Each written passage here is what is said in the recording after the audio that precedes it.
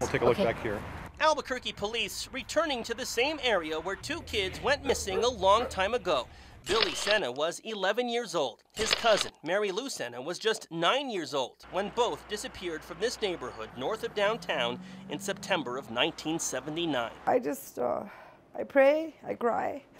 Billy's sister, Sarah Garcia, is one of the kids' only surviving relatives. She says her big brother was her hero in what was an abusive family. He was very protective of me. And him being God, I got told it should have been me. Sarah remembers Billy and Mary Lou doing normal kid stuff the day they disappeared. The kids were playing outside. Riding bikes in front of the post office. What happened after that? Who knows? It was immediately, within hours, there was a huge search.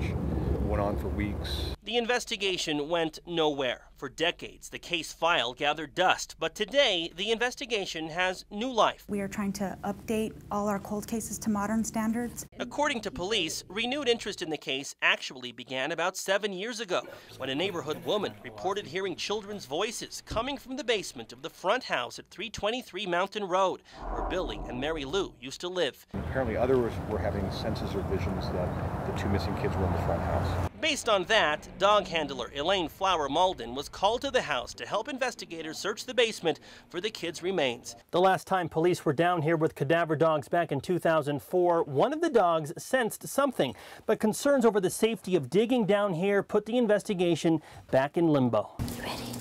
Go find. Go find. Less than a month ago, the same dog handler and her cadaver dog Zoe returned to 323 Mountain with police, hoping to find something. Why the decision to head back to the house and search again? Back in 2004, when they did the original search, they only searched one of the buildings on the property. This time, investigators searched a lot more than the basement. They combed the entire property, the apartments behind the main house, even the vacant lot out back. Keep checking. One more time, just check over in here. Any luck this time?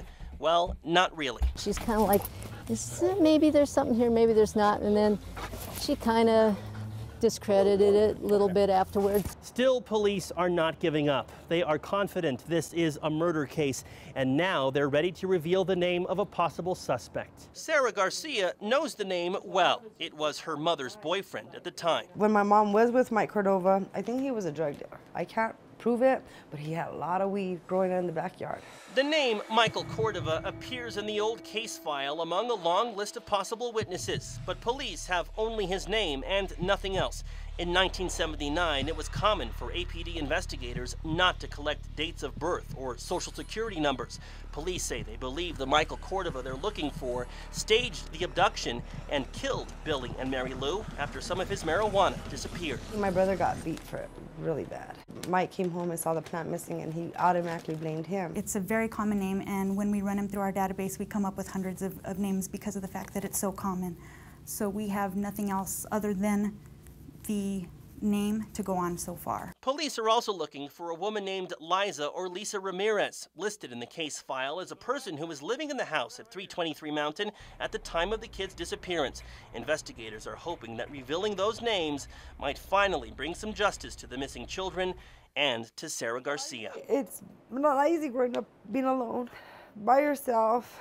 And not everybody's like dead in the family, but I would like some closure on it.